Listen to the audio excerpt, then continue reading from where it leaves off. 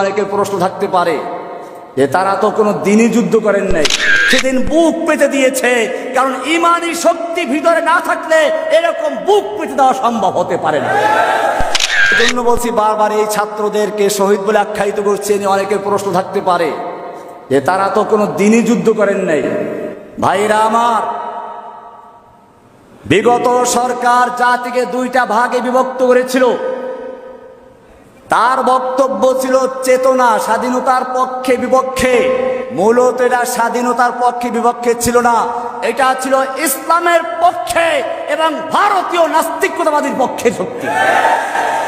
সুতরাং যারা হাসিনার পক্ষে দাঁড়িয়েছিল, আমি নির্দ্বিধায় বলতে পারি তাদের অধিকাংশ লোক ছিল মুসলমান মুজাহিদ এবং তাদের অন্তরে ইমানি চেতনা ছিল।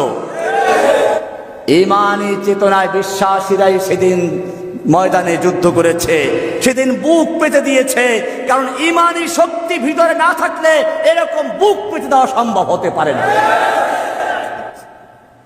তাই আমি অন্তর থেকে দোয়া করছি ওই ছাত্র যুবক জনতার জন্য, যারা এই জালিম শাহীকে উৎখাত করার জন্য কেউ জীবন দিয়েছে, কেউ তার চক্ষু দিয়েছে, কেউ হাত দিয়েছে, কেউ পা দিয়েছে। আল্লাহ রাব্বুল আলামিন যারা শহীদ হয়েছে তাদেরকে জান্নাতুল ফেরদাউসের মেহমান বানিয়ে নেন, আমিন।